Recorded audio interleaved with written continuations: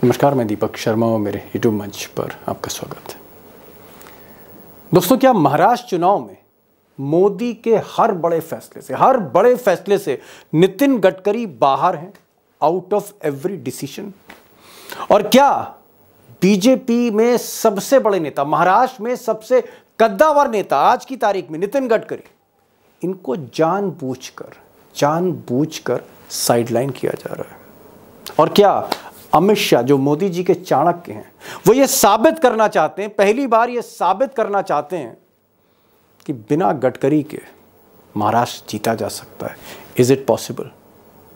अब दोस्तों, महाराष्ट्र चुनाव में नितिन गडकरी को लेकर जो कुछ मैंने आपको बताया, ये रातों रात नहीं हुआ है। ऐसा नहीं कि अचानक हो गया, बल्कि एक सोची समझी प्लानिंग के तहत, एक नीति के तहत धीरे धीरे पर कतरे गए उस नितिन गडकरी के जो एक चैलेंज बनकर उभर सकते थे मिस्टर मोदी के लिए। हालांकि चैलेंज आज भी हैं।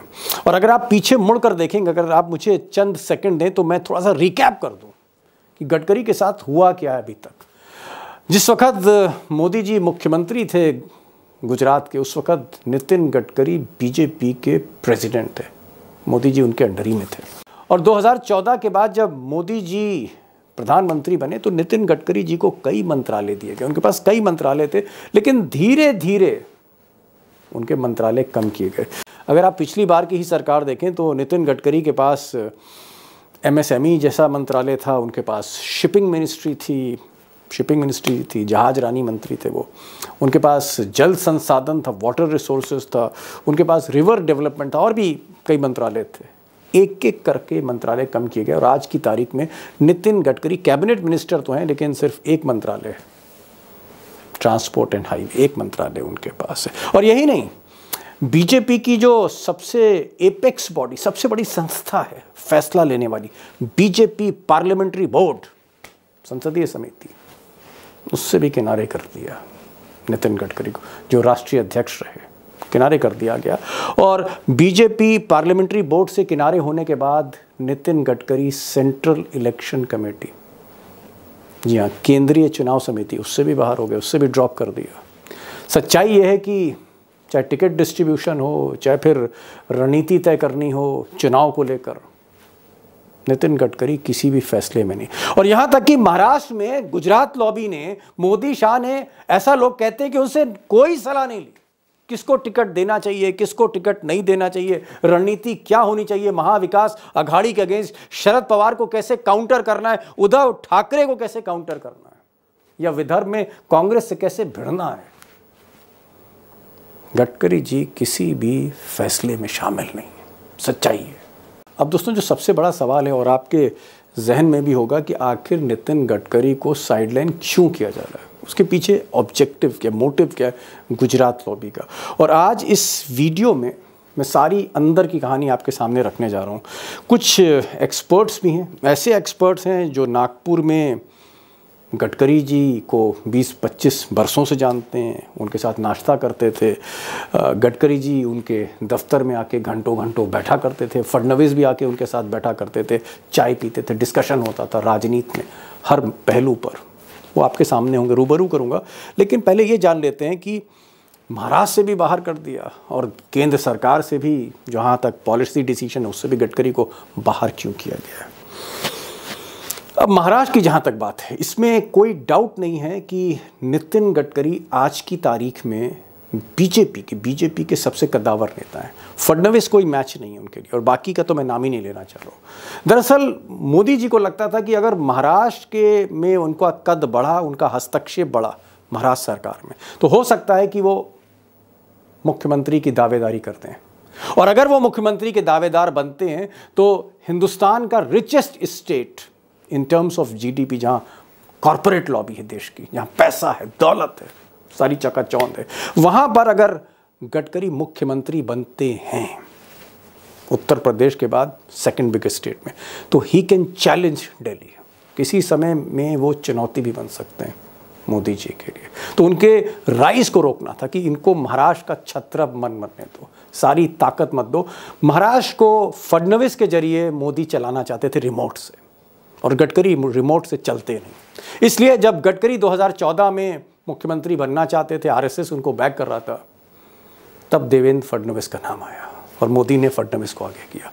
तो महाराष्ट्र में मोदी नहीं चाहते हैं कि मिस्टर गडकरी पावरफुल हो, उनका दखल बढ़े, हस्तक्षेप बढ़े, इंटरफियरेंस बढ़े इन महाराष्ट्र गवर्नमेंट। और जहाँ तक सेंटर की बात है तो जाहिर तौर पर अगर गडकरी जो नेशनल प्रेसिडेंट रहे बीजेपी के, अगर उनका यहाँ हस्तक्षेप बढ़ता है, अगर वो बीजेपी पार्लियामेंट्री बोर्ड में होते हैं, सेंट्रल इलेक्शन कमेटी में होते हैं, तो संगठन में भी हस्तक्षेप रहेगा, सरकार में भी हस्तक्षेप रहेगा, पॉलिसी मेकिंग में भी रहेगा, और फिर वो सीधे मोदी जी के लिए चुनौती होंगे, सीधे चुनौती होंगे। और सबसे बड़ी चीज़, अमित शाह को लगता है कि अमित शाह इतना अगेंस्ट क्यों है, ऐसा लोग कहते हैं कि अमित शाह ज़्यादा हैं, एग्रेसिव हैं। उसकी वजह यह कि अमित शाह को लगता है कि अगर मोदी जी 75 ईयर से आगे किसी भी समय रिटायर होते हैं और ये सरकार चलती है बैसाखियों वाली, तो सबसे बड़े कंपटीटर, योगी से बड़े कंपटीटर, बड़े चैलेंजर अमित शाह के लिए गडकरी होंगे। अब सवाल जो बड़ा ऑब्वियस है, और सवाल ये है कि क्या गडकरी के बिना महाराष्ट्र जीता जा सकता है, और क्या जो अमित शाह साबित करना चाहते हैं उसमें वो कामयाब हो सकते हैं। अगर आप शरद पवार को देखें, उद्धव ठाकरे को देखें, राहुल गांधी को देखें, अगर आप कुछ महीने पहले लोकसभा का जो वर्डिक्ट आया महाराष्ट्र में, जिस तरह से 30 सीटें, 48 में से 30 सीटें महाविकास अघाड़ी ले गई, इंडिया ले गई, और बहुत कम सीटें बीजेपी को मिली। अगर हम सारी पृष्ठभूमि देखते हैं तो क्या इस बैकड्रॉप में अमित शाह अकेले दम पर गडकरी को माइनस करके क्या शरद पवार, ठाकरे और राहुल गांधी को ध्वस्त कर सकते हैं इस बार? ये तो 23 नवंबर को फैसला होगा। और दूसरी चीज़, गुजरात लॉबी को इतनी एलर्जी क्यों है? मुझे लगता है एक्सपर्ट से हमें जानना चाहिए और थोड़ा सा और डीप जाना चाहिए। It's a very big question. BJP के भीतर ही ये सवाल बड़ा नहीं है, ये देश की राजनीति में भी बड़ा सवाल है, क्योंकि मोदी का जो चैलेंजर है सबसे बड़ा, वो बीजेपी में ही है, नितिन गडकरी, जिसके पर कतरे जा रहे हैं और बहुत ही सुनियोजित तरीके से। हालांकि नितिन गडकरी ने अपने हर इंटरव्यू में कहा कि नहीं, उनका कोई मनभेद मोदी जी से नहीं। ठीक है, राजनीति में चीज़ें खुलकर नहीं कही जाती। 3 खास मेहमान हैं आज, और हमारे साथ प्रकाश पोहरे साहब होंगे। और प्रकाश जी पिछले 20-25 वर्षों से गडकरी के साथ उठ बैठ रहे हैं, उनको सुनिए। हमारे साथ सुधीर सूर्यवंशी होंगे, 20-25 वर्षों से ये महाराष्ट्र की राजनीति को फॉलो कर रहे हैं, चाहे वो गडकरी हों, चाहे शरद पवार हों, उद्धव ठाकरे हों। बहुत से सवाल मैं उनसे भी पूछूंगा। उमाकांत लखेड़ा जी इसलिए जुड़ रहे हैं क्योंकि तकरीबन 9-10 प्रधानमंत्रियों के वो इंटरव्यू कर चुके हैं, उनको फॉलो कर रहे हैं 1988 से। मोदी की राजनीति भी समझते हैं, और प्रधानमंत्री की कुर्सी को लेकर जो कश्मकश होती है, उसको लेकर कुछ सवाल मैं उमाकांत लखेड़ा साहब से पूछूंगा। इंपॉर्टेंट वीडियो है महाराष्ट्र के बैकड्रॉप में, आखिर तक देखिए। प्रकाश जी, एक दिल्ली में ऐसा सुना जाता है कि जब पहली बार मोदी के नेतृत्व में सरकार बन रही थी महाराष्ट्र में 2014 में, तो नितिन गडकरी मुख्यमंत्री बनना चाहते थे। आरएसएस भी चाहता था कि नितिन गडकरी बने, और उस वक्त वही सबसे बड़े नेता थे। अगर आप प्रमोद महाजन को और गोपीनाथ मुंडे को हटा दें तो बीजेपी का सबसे बड़ा फेस नितिन गडकरी थी। लेकिन नितिन गडकरी को पीछे किया गया, और फडणवीस कभी शिष्य रहे होंगे नितिन गडकरी के, उनको आगे कर दिया गया। क्या नितिन गडकरी को 2014 में जब से मोदी आए हैं लगातार साइडलाइन किया जा रहा है? बिल्कुल, वो तो हो रहा है, ये तो देखिए ना आप।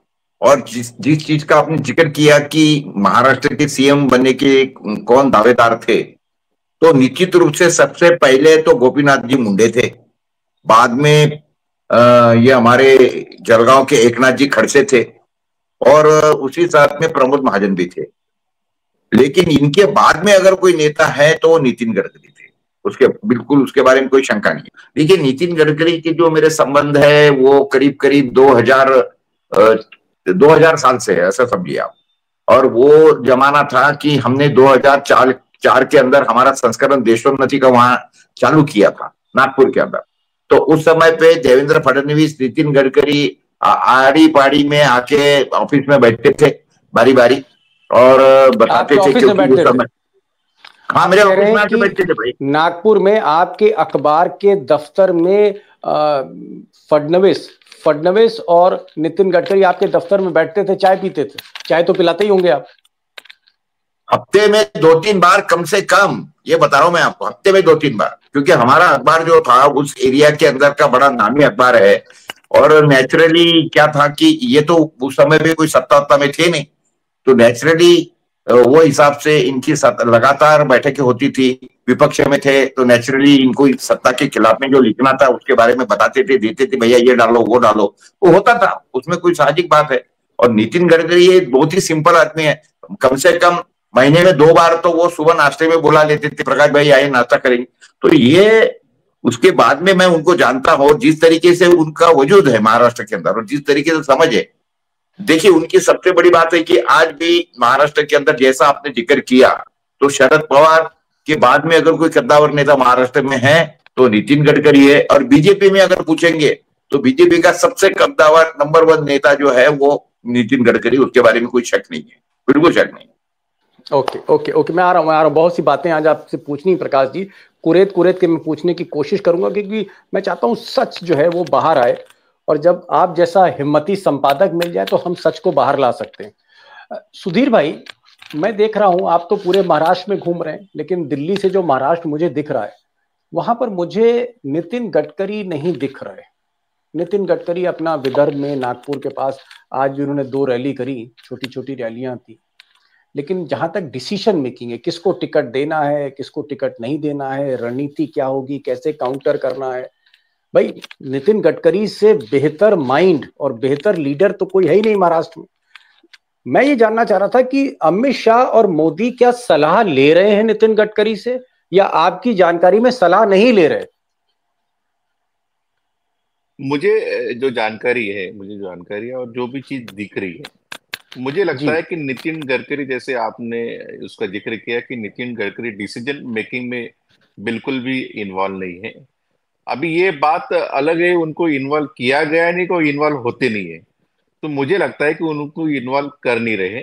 जैसे उनको पार्लियामेंट्री जो बोर्ड था, बोर्ड से ही निकाला गया था, तो उसके बाद में महाराष्ट्र सबसे बड़ा जीडीपी वाला स्टेट है, इंडस्ट्रियल स्टेट है, सबसे अहम स्टेट है, उसका चुनाव है। उस चुनाव का जो सबसे कद्दावर भारतीय जनता पार्टी का लीडर है वही इन्वॉल्व नहीं है, तो मुझे लगता है मोदी और शाह और बीजेपी की एक डेलिब्रेट स्ट्रेटेजी है कि गडकरी को इन्वॉल्व न करे, ज्यादा लाइमलाइट में मत लाइए और उनको ज्यादा इंपॉर्टेंस भी मत दीजिए। तो मुझे लगता है ये डेलिब्रेट साइड लाइनिंग जिसे हम कहते हैं वो हो रहा है नितिन गडकरी के साथ में, इसलिए वो गोंदिया में उनकी रैली चल रही है। एक्चुअली सब चीजों का जो डिसीजन मेकिंग और सब चीजें जो हो रही है बंबई में हो रही, तो वहां पे उनका बिल्कुल कुछ भी नहीं है। मुझे लगता है कि एक डेलिब्रेट स्ट्रेटेजी की तरह नितिन गडकरी को एक सिस्टमेटिक तरीके से साइडलाइन किया जा रहा है, यानी कि जो दिल्ली में जैसे आप करके दिल्ली से मैं देख रहा हूँ, लेकिन जब बंबई दिल्ली की तरफ देखते हैं तो जब दिल्ली में कोई हलचल होती है तो नितिन गडकरी कोई सेम ही हो, नितिन गडकरी कोई अल्टरनेट उभरे ना, इसके लिए भी ये मुझे लगता है कि स्ट्रेटेजी का एक हिस्सा हो सकता है कि उनको इनको आसपास भटकने भी मत दिया जाए, ताकि कोई चेंज आप गार्ड हो दिल्ली में, तो गडकरी का नाम भी नहीं आना चाहिए। इंपॉर्टेंट चीज आपने बोली, आपने कहा कि नितिन गडकरी को डिसीजन मेकिंग में, यानी जो फैसले लिए जा रहे हैं चुनाव को लेकर, उसमें मोदी और शाह ने उनको कोई तरजीह, कोई इंपॉर्टेंस नहीं दी, नंबर 1, यानी डिसीजन मेकिंग में नहीं है, फैसला लेने के मामले में नितिन गडकरी हाशिए पर है, नंबर 1। नंबर 2, आपने कहा कि मोदी और शाह की कोशिश रहती कि उनको इमर्ज ना होने दें, उभरने ना दें, उनको इंपॉर्टेंस ना दें कि कहीं नितिन गडकरी कोई विकल्प बन जाए, चाहे वो दिल्ली का विकल्प हो, चाहे वो मोदी जी के विकल्प हो, या फिर वो फडणवीस के विकल्प हो, यानी महाराष्ट्र के मुख्यमंत्री या फिर दिल्ली में प्रधानमंत्री, दोनों ही जगह उनके तार काटने की के लिए बड़ी जो है आप कह सकते हैं कैची निकाल रखी है, और या यूं कहें पर कतरने की कोशिश रहती। समझिए आपकी बात बहुत इंपॉर्टेंट है, मैं भी आपसे कुछ और सवाल पूछूंगा। प्रकाश जी, आप कह रहे हैं कि हफ्ते में 2 बार नागपुर में आज से 24-25 साल पहले आपके अखबार के दफ्तर में नितिन गडकरी हफ्ते में 2 बार आते थे, चाय पीते थे, और महीने में 2 बार आपको नाश्ते पे बुलाते थे।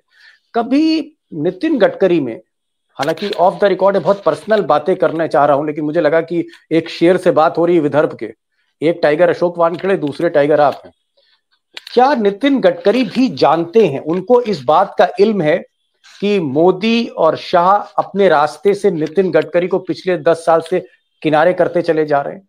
क्या नितिन गडकरी को लगता है कि वो रिप्लेस कर सकते थे मोदी जी को? वो बीजेपी के राष्ट्रीय अध्यक्ष थे, इस वजह से ये तनातनी है। कारण क्या है इस तनातनी का?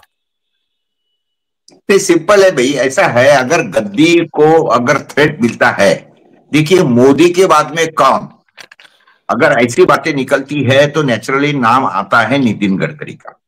तो अगर नितिन गडकरी को और तवज्जो दे तो और भी आगे हो जाएंगे। उससे बेटर है कि उनको साइडलाइन कर दो। हो सकता है अमित शाह खुद बनना चाहते होंगे। अगर नितिन गडकरी को हटा दे तो फिर नाम किसका आएगा? तो अमित शाह का आएगा। लेकिन जो अमित शाह के पीछे जो कुछ उनका बैकग्राउंड चिपके हुआ है, लोया से लेके है, तो वो नेचुरली उनको उससे रोक रहा है। लेकिन अगर नितिन गडकरी को और तवज्जो दे और वो आगे आए तो फिर तो पहला नाम उन्हीं का आएगा। आज हो सकता है कि इसके कारण उनको दबा दे और उसके बाद में फिर ये अमित शाह आगे बढ़े। यही कारण है। दूसरा कारण क्या है? नहीं तो आप मुझे बताइए कि महाराष्ट्र के अंदर नहीं, भारत के अंदर अगर ये पूछे कि भाजपा के कद्दावर नेता कौन, तो नेचुरली पहला नाम मोदी का आएगा, दूसरा नाम अमित शाह का भी आएगा, और तीसरा नाम किसका आएगा? नितिन। चौथे आदमी का नाम बताइए कौन सा मिनिस्टर की जो परफॉर्म कर रहा है? एक तो आदमी है नितिन गडकरी की जो परफॉर्म करता है, जिसके कारण बीजेपी टिकी है, ये भी समझो। नहीं तो आज के घड़ी में बीजेपी ने किए हुए काम कौन से अच्छे, ये अगर कोई गिने तो नंबर 1 यही बोलेंगे कि भाई रोड इंफ्रास्ट्रक्चर अच्छा बना दिया। और इसीलिए नितिन गडकरी का नाम निकाल के लोगों ने गडकरी की जगह रोड करी कर दिया था। उसको रोड करी बोलते थे हमारे तरफ, रोड करी। तो ये जब उसका वजूद है तो नेचुरली ऐसे कद्दावर आदमी को ये आगे क्यों आने देंगे? बड़ी बात प्रकाश जी, बड़ी बात आपने कही। बड़े अच्छा होता कि अगर आपका जो सिग्नल है और थोड़ा स्ट्रांग होता। बीच बीच में आपका सिग्नल फ्रीज करा, लेकिन बात आपकी पूरी सुन पा रहा हूं मैं। आप कह रहे हैं कि साहब अमित शाह नंबर 2 हैं। अमित शाह के लिए खतरा नितिन गडकरी, यानी मोदी के बाद कौन प्रधानमंत्री बनेगा, कौन लीडरशिप को टेक ओवर करेगा बीजेपी में, मोदी जी को लगता है कि उनके जो शिष्य हैं अमित शाह, उनका रास्ता कहीं नितिन गडकरी ना रोक दें। तो अमित शाह का रास्ता साफ करने के लिए, अपनी कुर्सी बरकरार करने के लिए दोनों गुजरात के नेता अमित शाह और मोदी को लगता है कि भाई नितिन गडकरी को किनारे रखो, और इसीलिए उनके मंत्रालय कम किए गए। उनको बीजेपी के पार्लियामेंट्री बोर्ड, संसदीय दल जो सबसे बड़ी बॉडी है, उससे बाहर किया गया, सेंट्रल इलेक्शन कमेटी से बाहर कर दिया गया। उनसे चुनाव के बारे में मोदी शाह कुछ पूछते नहीं, एक तरह से हाशिए पर है नितिन गडकरी। हालांकि एक चीज और मैं यहाँ कह दूं अपने दोस्तों को कि नितिन गडकरी ने आज कहा कि यूट्यूब ने आज उनको गोल्डन डिस्क दी है, और ये कहा है कि सबसे पॉपुलर अगर स्पीचेस किसी की हिंदुस्तान में तो नितिन गडकरी की। मुझे यूट्यूब ने गोल्डन डिस्क प्रेजेंट की कि हिंदुस्तान में यूट्यूब पर सबसे ज्यादा जिसको सुना जाता है, उन्होंने कहा वो आपका भाषण सुनते हैं लोग वर्ल्ड में। एक सवाल मैं यहाँ सुधीर जी से पूछना चाह रहा हूँ। सुधीर जी, आज मैं उनका भाषण सुन रहा था नितिन गडकरी का, हालांकि नागपुर के बगल में गोंदिया है, वहां पर वो भाषण दे रहे थे। उस भाषण में वो बार बार अटल बिहारी वाजपेयी का नाम ले रहे हैं, अटल बिहारी वाजपेयी की तारीफ कर रहे हैं कि अटल बिहारी वाजपेयी ने मुझसे ये कहा, अटल बिहारी वाजपेयी ने मुझसे ये कहा, और वहां पर मोदी का बहुत ज्यादा जिक्र नहीं। और सबसे बड़ी चीज, शरद पवार और उद्धव ठाकरे, उनके बारे में एक लाइन नहीं बोली। अब लड़ाई तो शरद पवार और ठाकरे ही सही है भाई। मोदी और अमित शाह ने ठाकरे की पार्टी तोड़ दी, शरद पवार की पार्टी तोड़ दी, तलवारें खींचनी, सर कलम कर सकते थे। और इधर नितिन गडकरी एक लाइन नहीं बोल रहे, नॉट अ सिंगल वर्ड। ये शरद पवार, उद्धव ठाकरे और गडकरी ये है क्या? ये तो समझा दीजिए सर, आपने तो किताब लिखी है शरद पवार पे। देखो दीपक जी, कोई भी पार्टी, उसमें 2 तरह की विचारधारा रहती है। जैसे कांग्रेस थी, कांग्रेस में मॉडरेट और एक्सट्रीमिस्ट ऐसे 2 विचारधारा वाले लोग थे तिलक के जमाने से। वही इसी तरह से भारतीय जनता पार्टी में भी ऐसे 2 विचारधारा वाले लोग हैं। एक है लिबरल, जो अटल बिहारी वाजपेयी का फेस लेके चलते थे, और दूसरे थे एल.के. आडवाणी, थोड़ा एक्सट्रीमिस्ट टाइप, हार्डकोर। वही जो लाइन है वो आगे खींचने का काम नरेंद्र मोदी हो, अमित शाह ने किया। लेकिन ये जो लाइन है इसमें नितिन गडकरी फिट नहीं बैठे, क्योंकि उनकी जो लाइन है वो अटल बिहारी के साथ मैच होती है। तो उसी वजह से मुझे लगता है कि उनकी राजनीति अलग है। देखो, नितिन गडकरी बीजेपी के एक डिसीजन मेकिंग में रहते, तो मुझे नहीं लगता है कि वो उद्धव ठाकरे की पार्टी तोड़ते, शरद पवार की पार्टी तोड़ते, उनका सिंबल है सब खींच स्नैचिंग करते, बिल्कुल नहीं होता। तो अलग तरह की पॉलिटिक्स है, तो उसमें वो फिट नहीं बैठे, इसलिए वो मुझे लगता है कि खुद को अलग करने का प्रयास करते हैं। समझ गया। आपने एक बड़ी बात कही, शरद पवार पे आपने किताब लिखी है और पिछले 25-30 वर्षों से आप, चाहे वो नितिन गडकरी हो, चाहे शरद पवार, उद्धव ठाकरे की राजनीति को देख रहे। सुधीर जी मुंबई से लाइव है हमारे साथ। इनका ये कहना है कि अगर नितिन गडकरी भाजपा के, जो आज की भाजपा है, मोदी की भाजपा है, अगर उसमें वो डिसीजन मेकर होते, उनकी बात सुनी जाती, तो महाराष्ट्र में कभी उद्धव ठाकरे और शरद पवार की पार्टी ना टूटती, उनके साथ इस तरह का निर्लज व्यवहार ना किया जाता जो भाजपा के नेतृत्व ने किया है। इस वजह से एक सॉफ्ट कॉर्नर है और मुझे लगता है एक तरह की म्यूचुअल रिस्पेक्ट है, आपस में रिस्पेक्ट है। भले ही पार्टियां अलग हैं, विचारधारा अलग है, लेकिन गडकरी, उद्धव ठाकरे और शरद पवार के बीच में पर्दे के पीछे एक तरह की मित्रता है, एक दूसरे पर आरोप नहीं डालते। एक सवाल प्रकाश जी, क्योंकि आपका चाय का रिश्ता, नाश्ते का रिश्ता रहा गडकरी साहब से, वर्षों पुराना है, मैं जानना चाह रहा था कि भाई, क्योंकि हिंदू मुस्लिम बहुत सुनता हूं मैं, और महाराष्ट्र में भी है, क्या हिंदू मुस्लिम इस तरह की विचारधारा नितिन गडकरी की भी है? नितिन गडकरी का मुसलमानों के प्रति क्या सोच है, ये जरा बताइए, अंदर की बात क्या है? नहीं, ये तो बिल्कुल जाहिर बात है, अंदर की बात बताने की जरूरत नहीं है। नितिन गडकरी ये ऐसी चीजों में विश्वास ही नहीं रखते, कभी ये फालतू चीजें उन्होंने कभी की नहीं है, कभी नहीं। जब महाराष्ट्र में भी वो मंत्री थे, तो क्या मुसलमान नितिन गडकरी को वोट देते हैं नागपुर में? हाँ, बिल्कुल देते हैं, क्योंकि नितिन जी ने ये जहर घोलने का काम कभी किया नहीं है। एक बात ध्यान में रखिए, कभी इतना बोला नहीं है। अभी इस तरीके से इनके पास में तो सिर्फ हिंदू मुसलमान, इसके सिवा तो अभी बीजेपी की पहचान ही नहीं है। बीजेपी कौन सी पार्टी है? तो जो हिंदू मुसलमान करती है, ये पहचान हो गई है बीजेपी की। तो नितिन जब अध्यक्ष थे बीजेपी के, तभी भी उन्होंने ये फालतू चीजें करी नहीं है, अभी भी वो करते नहीं, उसमें वो विश्वास नहीं रखते। सारे धर्मों में, पंथों में कई मुसलमान उनके दोस्त थे, मुझे मालूम है, उनके अच्छे संबंध है उनके साथ में, तो उसमें गलत क्या है? और ये जो फालतू की भूरी बातें हैं, देखो नितिन, आपने जिसका जिक्र किया कि ये तोड़ते नहीं थे, जो सूर्यवंशी ने बोला कि ये कभी तोड़ते नहीं थे ये पार्टी, भाई तोड़ने का काम ही नहीं था ना। ऐसा है कि ये जो बचकानी बातें देवेंद्र फडणवीस ने की 2019 में, कि उद्धव का कहना क्या था कि भाई तुमने 14 से 19 5 साल भोगे हैं, अभी आने वाले 5 साल के अंदर 2.5 साल आप लो, 2.5 साल आप। गलत क्या था?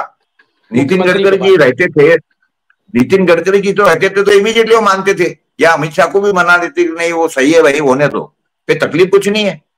उसमें ज्यादा झगड़ा क्या निकलता था कि भाई पहले 2.5 साल अपने या बाद के 2.5 साल अपने, इसमें क्योंकि बाद के 2.5 साल यानी जो इलेक्शन के नजदीक के 2.5 साल है वो ज्यादा इंपॉर्टेंट होते हैं, तो वो हो सकता था उसके अंदर, लेकिन उसके अंदर वो कॉम्प्रोमाइज होता था। नितिन गडकरी ही वो आदमी था कि कई बार उन्होंने बीजेपी में और क्या बोलते बाला साहब ठाकरे में जो थोड़े बहुत कई बार ऐसे मनमुटाव हुए, लेकिन नितिन गडकरी खुद आगे गए, प्रमोद महाजन को लेके गए, मनमुटाव मिटाए, तो ये होता ही नहीं था ना। 2019 में जो बातें हुई वो होती नहीं थी, तो पार्टी तोड़ने का काम ही नहीं ना। पार्टी तोड़ने का काम क्यों हुआ?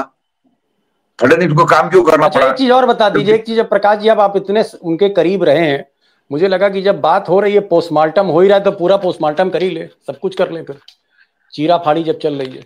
ये बताइए, ये जो आरोप लगाते हैं, और खासकर कुछ लोग कहते हैं कि गुजरात लॉबी की तरफ से आरोप लगता रहा है कि साहब नितिन गडकरी भ्रष्ट हैं, करप्ट आदमी है, ये कितना सही? क्या वो करप्ट हैं, या आपने देखा कि नहीं भाई बेईमानी बिल्कुल नहीं है, ईमानदारी से काम करते हैं? ये जो एक तमगा जो है कहीं ना कहीं उन पर लगाया गया कि साहब वो तो बहुत करप्ट आदमी, ये बात कितनी सही और गलत है नितिन गडकरी के बारे में? देखिए, मैं एक बात बोलता हूं, देखिए ऐसा है, जो बीजेपी के या कई नेता है ऐसे है कि वो छूटमूट गिरी करते हैं, किसकी ट्रांसफर करनी है तो पैसा खा लिए, ये कुछ कर लिए, किसको कुछ छोटा बड़ा ठेका देना है तो पैसे खा लिए। ये छूटमूट के काम नितिन गडकरी डेफिनेटली 100% नहीं करते, इसके मैं आपको ये बता सकता हूँ। तकिया नहीं, मैं दूसरी आपसे बातें इसलिए होती। पूछ रहा हूं क्योंकि आप नागपुर में जमे हुए हैं इतने बरसों से, बहुत बड़ा नेटवर्क है आपका पत्रकारिता का, रिपोर्टिंग का। किसी सोर्स ने आपको बताया हो कि साहब हमने नितिन गडकरी को इतने करोड़ रुपया दिया था, ठेका मिल गया, ऐसी कभी बात सुनी आपने? नहीं, या ऐसा नहीं बिल्कुल सुना? नहीं, आज तक के मैंने, देखिए आरोप तो शरद पवार पे भी लगे हैं, लेकिन क्या कोई प्रूव कर सका? क्या क्यों नहीं शरद पवार को कोई अभी तक के ईडी फीडी का कुछ कर सके? नहीं, चलिए ठीक है। आपने एक चीज कही कि आपने अपने कानों से ये बात नहीं सुनी, और आपका ये मानना है कि भाई नितिन गडकरी, किसी ठेकेदार ने ये नहीं कहा कि हमने पैसा दिया, और छोटा मोटा ट्रांसफर पोस्टिंग इस तरह की चर्चा आपने नहीं सुनी। खैर एनीवेज, ये बहुत पर्सनल मैटर है, माफ कीजिएगा मैं बहुत पर्सनल हो गया। बात तो हमें महाराष्ट्र चुनाव की करनी है। मैं सुधीर जी के पास आ रहा हूँ, फिर लखेड़ा साहब हमसे आज ऋषिकेश से जुड़े हैं, रास्ते में थे जी। मैं जरा सुधीर जी के पास आ रहा हूँ। 1 मिनट दीजिए, 1 मिनट दीजिए मुझे, 1 मिनट। नितिन गडकरी के घर में जब भी मैं उनको देखता था, वो मिनिस्टर थे महाराष्ट्र के अंदर के, उस समय पे भी मैंने देखा उनके घर में सुबह जब भी वो कभी नाश्ते को बुलाते थे, कम से कम 50 से 100 लोग बैठे रहते थे। हर एक के कुछ ना कुछ काम रहते थे कि भाई मेरी ये ट्रांसफर कर दो, ये कर दो, ये मुझे हॉस्पिटल का काम करवा दो, या मुझे गैस की एजेंसी दिला दो, या फलाना काम करवा दो। 100 लोगों को नितिन गडकरी आधे घंटे में निपटाते थे, आधे घंटे में। इतना उनका ऑफिस जो है इफिशिएंट है, इतने ज्यादा पीए थे, और उनके कंप्यूटर के अंदर सारे लेटर भरे रहते थे। वो 2 मिनट में बोलते थे, इशारा करते थे, लेटर दे, ये काम कर, फोन लगाओ। 50-100 आदमियों को आधे घंटे में निपटाना कोई मामूली बात है? और ये बगैर पैसे या करे, ये ऐसे हो सकता है? मैंने कई बार देखे ना, ऐसे कई काम है कि जो बाकी के छूट नेता है ना, उसके पीछे उसके लिए पैसे खाते हैं, लेकिन नितिन गडकरी का मैंने तो कभी देखा नहीं भाई, मेरे सामने जब भी मैं देखा है। ठीक है प्रकाश जी, प्लीज प्लीज, हो गया, मैं आऊंगा, दूसरा सवाल पूछूंगा। थोड़ी बात ज्यादा बढ़ गई है। सुधीर जी, आज मैं देख रहा था कि कहीं ना कहीं नितिन गडकरी जिस तरह से वो जिक्र नहीं कर रहे, बहुत ज्यादा मोदी का उन्होंने जिक्र नहीं किया, पता नहीं कितने उनके आदमियों को टिकट दिया गया है, नहीं दिया गया, इसका कोई रिकॉर्ड भी नहीं है, प्रमाण भी नहीं है। लोग कह रहे हैं कि भाई नितिन गडकरी के आदमियों को कहीं ना कहीं काफी समय से किनारे कर रहे हैं मोदी और शाह। मैं एक चीज पूछना चाह रहा हूं, मान लीजिए कि अगर कोई ऐसी स्थिति आ जाए कि नरेंद्र मोदी रिटायर हो जाए, 75 साल के हो रहे हैं वो, 74 साल के हैं, 75 साल के हो जाए, मोदी के रिटायर होने के बाद क्या अमित शाह सीधे प्रधानमंत्री बन जाएंगे? अगर मोदी रिटायर होते हैं, मैं ये नहीं कह रहा हूं कि मोदी जी अपना रिटायरमेंट ले लेंगे, हो सकता है ना भी लें, लेकिन अगर मोदी मानते हैं कि साहब 75 साल में जैसे अडवाणी जी या मुरली मनोहर जोशी या अरुण शौरी और यशवंत सिन्हा जैसे लोगों को रिटायर किया गया 75 प्लस पे, अगर उसी पैमाने पर मोदी कहते हैं कि नहीं साहब मैं भी रिटायर होऊंगा, तो अगला चांस क्या नितिन गडकरी का है या अगला चांस फिर अमित शाह का है? मिस्टर सुधीर सूर्यवंशी।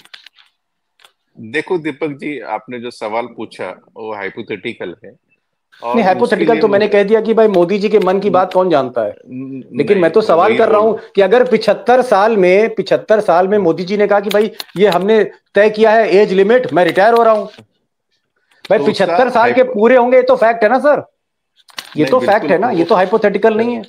नहीं, वो फैक्ट है, लेकिन हाइपोथेटिकल भी जो आंसर रहता है और जो सवाल रहता है वो फैक्ट के ऊपर ही बेस रहता है, पास में जो चीजें होती है उसकी। तो मुझे लगता है, मेरा खुद का अनुमान ऐसा है कि मोदी जी रिटायर नहीं होंगे, मोदी जी कंटिन्यू रहेंगे, वो बिल्कुल भी अपनी चेयर नहीं छोड़ेंगे। चलिए, आपने मेरे सवाल की ऐसी तैसी आपने कर दी। मैं आ रहा हूँ जरा, अब मैं क्या पूछूं? जब आपने कहा कि वो रिटायर ही नहीं होंगे तो सवाल ही बेकार हो गया साहब। अब जरा ये सवाल जरा मैं इनसे कर लूं, मिस्टर लखेड़ा साहब ऋषिकेश से जुड़े जी। आपको लगता है कि 75 बरस की उम्र में मोदी जी रिटायर होंगे, और अगर होंगे तो नितिन गडकरी के चांस बन सकते हैं, या अमित शाह ही नेचुरल सक्सेसर हैं उनके? देखिए, ये बात मैं कोई प्रेडिक्शन नहीं किया जा सकता, लेकिन मोदी के बारे में किसी भी तरह की प्रेडिक्शन करना अपनी खुद का माखौल उड़ाना होगा, अपना खुद मजाक उड़ाना होगा, क्योंकि मोदी किसी भी बात पर कायम नहीं रहते हैं।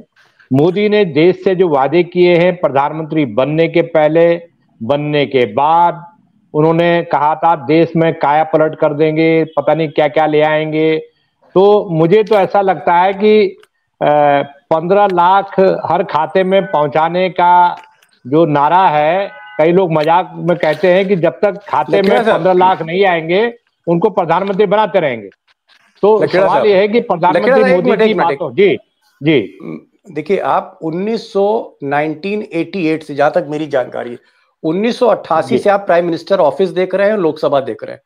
आपने राजीव गांधी से लेकर नरसिम्हा राव, देवगौड़ा, मनमोहन सिंह, अटल बिहारी वाजपेयी सबके इंटरव्यू लिए हैं।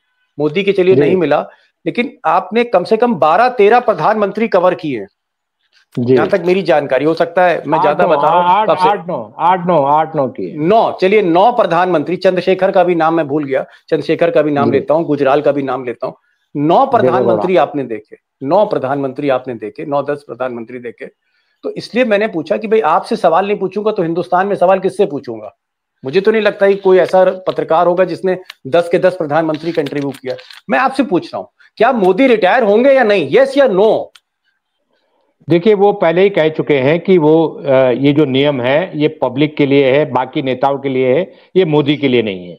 तो इसका मतलब मोदी अगर ये पूरे कार्यकाल 2029 का जो कार्यकाल है तब तक ये उन्होंने एक छूट सर्टिफिकेट मिल गया कि 2029 तक मोदी जी प्रधानमंत्री की कुर्सी पर बने रहेंगे, अभी तक की रिपोर्ट है। और मुझे नहीं लगता कि उसके बाद भी अगर कोई ऐसा जरूरत पड़ी तो उसके बाद भी मोदी तैयार है। मुझे नहीं लगता है कि वो रिटायरमेंट होंगे, उनका रिटायर होने का कोई चांस नहीं है। और दूसरी बात यह है कि वो अपने जीते जी किसी भी व्यक्ति को कोई वैकल्पिक नेता, alternative leader Bharatiya Janata party के लीडरशिप में, वो चाहे वो नितिन गडकरी हो, चाहे वो XYZ हो, किसी को बर्दाश्त नहीं कर सकते। क्योंकि उनकी जो सोच है, उनकी जो पूरा माइंडसेट है वो टोटल अनडेमोक्रेटिक है। एक डिक्टेटर की तरह होता है कि डिक्टेटर के पास सत्ता आ जाती है, वो कहता है जब तक मैं जीवित हूं ये सत्ता मैं छोड़ूंगा नहीं। तो मोदी जी के साथ भी वही चीज है। नितिन गडकरी का जहां तक सवाल है, नितिन गडकरी बहुत संजीदा आदमी है, शरीफ आदमी है, वो एक ऑनेस्ट पॉलिटिशियंस है, और मुझे नहीं लगता है कि उनके लिए वो कोई रास्ता छोड़ने वाले हैं, ऐसा मैं मानता हूं। जी तो सारे रास्ते बंद कर दिए। उमाकांत लखेड़ा ने तकरीबन 10 प्रधानमंत्रियों से इंटरव्यू किया है। रेयर जर्नलिस्ट हैं हिंदुस्तान के, 1988 से 2024 तक लगातार लोकसभा देख रहे, सीनियर मोस्ट एक्टिव जर्नलिस्ट हैं इस वक्त लोकसभा के। इनका ये कहना है कि इनको ऐसा लगता है, लखेड़ा साहब को, कि नरेंद्र मोदी रिटायर नहीं होंगे चाहे वो 75 साल पार कर जाएं। 2029 तक जब तक उनकी सरकार चलती है, लखेड़ा साहब का कहना है, तब तक मोदी कुर्सी पर रहेंगे।